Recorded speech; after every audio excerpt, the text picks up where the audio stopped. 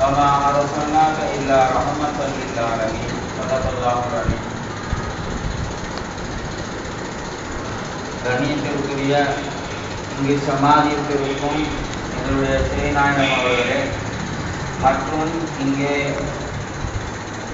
எங்களுடனே சேர்ந்து இந்த பள்ளிவாசல் ஏற்புள்ள ஜமாத்தார்களே, உங்கள் அனைவர்களுக்கும் என்னுடைய சலாத்தை முதற்கும் தெரிவித்துக் கொள்கின்றேன். அஸ்ஸலாமு அலைக்கும் வரஹ்மத்துல்லாஹி வபரகாத்துஹு. சிறப்பாகிய இந்த யாவில் அல்லாஹ்வினுடைய ரசூலினுடைய சிறப்புகளை கொண்டாடிக்கொண்டே இருக்கக்கூடிய இந்த சூழ்நிலையில் எமக்கும் அன்னவர்களை பற்றிய ஒரு சில வார்த்தைகளை சொல்வதற்கு அல்லாஹ் சுப்ஹானஹு வ தஆலா பாக்கியத்தை தந்திருக்கிறான். அல்ஹம்துலில்லாஹ். மேலும் இந்த சிறப்பாகிய இந்த மஜ்லிஸில் நாம் நினைத்துக் கொண்டிருக்கிறவாறு ஒரு சாதாரண ஒரு மஜ்லிஸாக இல்லை. இதுல ரசூல் ஸல்லல்லாஹு அலைஹி வஸல்லம் அவர்களுடைய சரிதைகள், சரித்திரங்கள், காரணங்கள், அற்புதங்கள், அவர்களுடைய அதிசயங்களை மேலும் சிறப்பாகிய அல்லாஹ் சுப்ஹானஹு வ தஆலா நாயனால் கண்ணியம் செய்யப்பட்டவர்களான அந்த ரசூல் ஸல்லல்லாஹு அலைஹி வஸல்லம் அவர்களை கண்ணியம் செய்யக்கூடியவர்கள் அல்லாஹ்வினால் கண்ணியம் செய்யப்படக்கூடியவர்களாக ஆகுவார்கள்.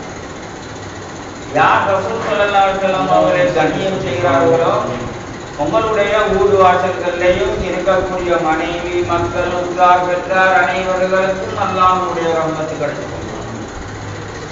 அது மாத்திரமன்றி மர்ம நாளையில் ரசூல் ஸல்லல்லாஹு அலைஹி வஸல்லம் அவர்களை கண்ணியம் செய்த காரணத்திற்காக வேண்டி ரசூல் ஸல்லல்லாஹு அலைஹி வஸல்லம் கையினாலேயே குடித்து தன்னுடைய கௌதரிலே இருந்து நீர் குடிக்க வைத்து தன்னடத்தை திட்டே வைத்து ஓர்வலோகத்துக்கு அல்லாஹ் சுப்ஹானஹு வ தஆலா நாயன் அனுப்பி வைக்கிறான்.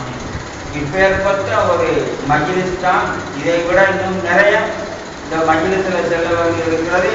ஆனால் அவைகளை பற்றி பேசுவதும் கதைப்பதும் நாம அறியாத்தனமாக சில விடயங்கள்ல நடந்து கொள்கிறதையும் பார்த்தால் மிகவும் கவலையாகவும் கம்பலையாகவும் கண்ணீர் வடிக்கக்கூடியதாகவும் முஸ்லிம்கள் தானா இப்படி பேசுகிறார்கள். ரசூல் ஸல்லல்லாஹு அலைஹி வஸல்லம் அவர்களுடைய நற்குணங்களையும் நற்பண்புகளையும் சிறப்பாகிய உயர்தரமான அந்தஸ்துகளையும் மனிதர்கள் நம்ம முஸ்லிம்களுக்கிடையிலேயே தாழ்மையாக பேசுவதை பற்றித்தான் மிகவும் கவலைக்கிடமாக இருந்து கொண்டிருக்கிறது. அன்பார்ந்த சகோதரர்களே, அப்படி யாராவது நம்ம ரசூல் நாயகம் ஸல்லல்லாஹு அலைஹி வஸல்லம் சிறப்புகளை எண்ணி பார்க்கக்கூடிய ஒரு மனிதன் அதில் குறைவு கண்டுவிட்டான் என்று சொன்னால் உடனடியாக அவனுடைய ஈமான் ஆகிறது அப்படியே கலந்து போயிடும். நம்பிக்கையாகிறது இல்லாமல் ஆகி போயிடும். நம்பிக்கை குறைய ஏற்பட்டு சொன்னால் ரசூல் நாயகம் ஸல்லல்லாஹு அலைஹி வஸல்லம் அவர்கள் சொல்லி வைத்தார்கள், அலா லா ஈமான லிமல்லா மஹப்பத்தலா. யாருக்கு ஈமான் கிடையாதோ, மஹப்பத்து கிடையாதோ அவர்களுக்கு ஈமானே கிடையாது. யாருக்கு என் மீது இரக்கம் இல்லையோ அவர்களுக்கு ஈமானே கிடையாது. ரசூல் ஸல்லல்லாஹு அலைஹி வஸல்லம் தாழ்த்தி பேசக்கூடியவனுக்கு என்ன கதி நடக்கும்? ரசூல் ஸல்லல்லாஹு அலைஹி வஸல்லம் தாழ்த்தி பேசுறவர் ஒரு காமர் கூட பேச மாட்டார். காமர் பேசுவானா? முகமது நபிதுமான் சொல்லித்தான் உயர்த்தியாக பேசுவார். நபி நாயக ரசூலுல்லாஹி ஸல்லல்லாஹு அலைஹி வஸல்லம் சொல்வார். ஆனால் யஹூதி நசாராக்களுடைய குணநலன்களையுடைய சில மோசமான முனாஃபிகீன்களுடைய செயல்பாடுகளாகிறது முஸ்லிம்களுடைய ஈமானை மெல்ல மெல்ல கலட்டி எரிந்து யஹூதி நசாராக்களை போன்று அவர்களுடைய வாழ்க்கையை, முஸ்லிம்களுடைய வாழ்க்கையை பின்னடைய செய்ய வேண்டும் என்பதுதான் அவர்களுடைய முழு நோக்கமாக இருந்து கொண்டிருக்கிறது. எங்களுடைய முஸ்லிம்களாகிய சில அறிவியீனர்கள், அறிவு இல்லாதவர்கள் அவங்க சொல்றது சரிதான், அவங்க சொல்றது சரிதான் என்று சொன்னால் முஸ்லிம்கள் ரசூல் ஸல்லல்லாஹு அலைஹி வஸல்லம் அவர்களை தாக்கி பேசக்கூடிய நேரத்தில் வச்சு ஒரு முஸ்லிம் பேசுவதா இருந்ததுன்னு சொன்னால் அவனை வெட்டி கொள்வது கடமை, ஜிஹாதி செய்வது கடமை. காரணம் என்னன்னா இஸ்லாத்தை அழிக்கக்கூடியவனாக அவன் வந்திருக்கிறான். இதனாலதான் பெரியார்கள் அன்றைய காலத்தில இருந்து அலி ரலியல்லாஹு தஆலா வாளை ஏந்தி முஸ்லிம்களை கொண்டு குவிக்க நேர்ந்தது இதன் காரணம் முனாஃபிக்கீன்களாக இருந்ததின் காரணமாகத்தான் அவர்களை வீழ்த்த வேண்டிய நிலை ஏற்பட்டது. உமர் கத்தாப் ரலியல்லாஹு தஆலா அவர்கள் ரசூல் ஸல்லல்லாஹு அலைஹி வஸல்லம் அவர்களை குறைவாக பேசியவர்களுக்கு வாளேந்தி அவர்களை வெட்ட முயன்றார்கள். இப்பேற்பட்ட முனாஃபிக்கீன்களை வெட்டியும் இருக்கின்றார்கள். ஆக நம்ம இந்த காலத்துல அது போன்ற ஈமான்தாரிகள் நம்முடைய காலத்துல கிடையாது.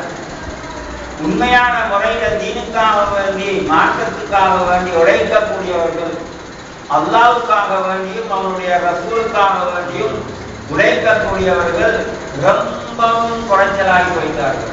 காரணம் என்னன்னு சொன்னால் இவர்களுக்கு சின்ன பருவத்திலேயே இருந்து கட்டாயமாக படித்து கொடுக்க வேண்டிய அல்லாஹ்வையும் அல்லாஹ்வுடைய ரசூலையும் பற்றியுள்ள அந்த இரண்டு பெயர்களையும் கலிமாவிலே நுழைக்கப்பட்டிருக்கிறது.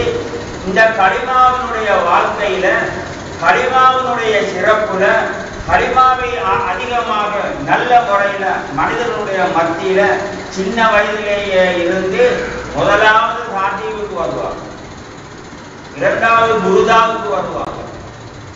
இப்படியாக இருந்து பழக்கப்பட்டதின் காரணமாக சலவாத்துகள் அதிகமாக குருதா ஷரீஃபில் சொல்லப்படுகிறது, ஓதப்படுகிறது.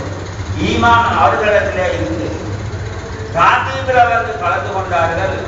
ராத்தீபில் வந்து நிறைய அல்லாஹ்வினுடைய திக்ருகள் அங்கே கூறப்பட்டு கொண்டிருந்தது. எனவே அவைகள் எல்லாம் தற்காலத்திலே ராத்தீபுகள் என்ற அந்த பெயரையே எடுத்துவிட்டு அதனுடைய உள்ரங்கம் மந்தரங்கம் என்னவென்று சொன்னால் அல்லாஹ்வை தன்னுடைய கல்விலே வைத்துக் கொண்டிருப்பதற்காக வேண்டி ஏற்பாடு செய்ததுதான், அல்லாஹ்வின் மீது மஹப்பத்தை உண்டாக்குவதற்காக வேண்டி ஏற்பாடு செய்ததுதான் அந்த ராத்தீபுன்னு சொல்லக்கூடிய திக்ர்.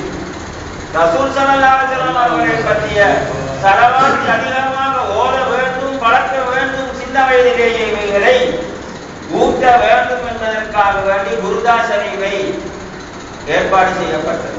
இது ரெண்டும் இல்லாமதின் காரணமாக தற்காலத்தில் நம்முடைய மாணவர்களுக்கு அல்லாஹ்வை பற்றிய எந்த விதமான அறிவும் கிடையாது. பேசுறதுதான் தர்ஜுமா ஒன்று வச்சு குர்ஆனுக்கு தர்ஜுமா வச்சு மேலான ஒரு மனிதன் இப்படி பேசுறதா இருந்ததுன்னு சொன்னா அதுல எந்த ஒரு விளம்பரத்தையும் எடுத்துக்கொள்ள முடியாது. எனவே இந்த திக்ரில ஸலவாத்துல இவைகள் ரெண்டிலேயும் அல்லாஹ் சுப்ஹானஹு வ தஆலா நாய் திக்ரி செய்ய செய்ய கல்வினுள்ளே இருந்து ஒரு பிரகாசம் உண்டாகி கஷ்பந்து தான் செல்லக்கூடிய ஒரு வெளிப்பாடு உண்டாகிறது. அதை பற்றியுள்ள அகமியங்கள் தெளிவாகி வருகிறது. பழைய மனிதர்கள் தங்களுடைய வாழ்க்கையில இவைகளை கடைபிடித்ததின் காரணமாக அல்லாஹ் ரசூலுக்கு பயந்தவர்களாக வந்தார்கள். இந்த அல்லாஹ் ரசூலுக்கு பயமில்லாததின் காரணமாகத்தான் சகோதரர்களே இன்று எங்களே போல ஒரு சாதாரண மனிதன் தான், எங்களே போல மனிதன் தான். எங்களே போல ஒரு மனிதனாக அவர்கள் எப்படி இருக்க முடியும்? அவர்களை போல நாம் எப்படி இருக்க முடியும்? அவர்களாகிறவர்கள் அல்லாஹ்வுடைய ஒரு ஹபீபாக ஒரு கலீலாக 99 பெயர்களை கொண்டு அல்லாஹ் சுப்ஹானஹு வ தஆலா அவர்களை அழைக்கிறார். அந்த பேர் நமக்கு இருக்குதா? அல்லாஹ்வுடைய ஹபீபா நாம் எல்லாம் அவரை போல சொன்னா அல்லாஹ்வுடைய கலீலாவாக இருக்கிறோம். அல்லாஹ் சுப்ஹானஹு வ தஆலா நாயன் சொல்கிறான், நபி அவர்களே உங்களை படைத்தேன் சொன்னால் இந்த உலகம் எதையுமே நான் படைத்திருக்க மாட்டேன் என்பதாக சொல்கிறார். அப்ப எல்லா வஸ்துவையும் அல்லாஹ் சுப்ஹானஹு வ தஆலா நாயன் படைத்திருப்பது ரசூல் ஸல்லல்லாஹு அலைஹி வஸல்லம் சொல்லி. சாதாரண மனிதனே உன்னைய கொண்டுதான் ரசூலுல்லாஹ்வை படைத்ததுன்னு சொல்றார். சாதாரண ஒன்றுமே அறிவில்லாத ஏதுமே தெரியாத ஒரு மனிதனே உன்னை கொண்டுதான் ரசூல் ஸல்லல்லாஹு அலைஹி வஸல்லம் அவர்களை படைத்ததென்று அல்லாஹ் சுப்ஹானஹு வ தஆலா நான் சொல்லியிருக்கிறான். இவன் என்னைய போலதான் நீ அவரை விட உயர்ந்தவனாக இருக்கிறாய் என்பதெல்லாம் அங்கே காட்டப்படுகிறது. என்னைய போலதான் ரசூல் ஸல்லல்லாஹு அலைஹி வஸல்லம் அப்படி சொன்னா உடனடியாக அவனுடைய ஈமான் பறிக்கப்படுகிறது. அவன் முனாஃபிகீன் காஃபிரீன் என்று சொல்லக்கூடிய பட்டியலிலே எழுதப்படுகிறான். இப்பேற்பட்ட பெரும் பாவங்களை கொண்டு நாம சொன்னது கொள்ளக்கூடாது. ஆனா இந்த தலையங்கத்துல ரசூல் ஸல்லல்லாஹு அலைஹி வஸல்லம் அவர்கள் நம்மளை போன்ற மனிதர்கள் அல்ல, நமக்கு குருவானவர்கள், நம்மள நபியாகவோ ரசூலாகவோ நம்மள அல்லாஹ் சுப்ஹானஹு வ தஆலா நாயன் ஆக்கல. ஏதோ கொஞ்சம் லட்சம் பேர்களை குர்ஆனை விளங்கியவர்களாக, ஹதீஸை விளங்கியவர்களாக, உலமாக்களாக,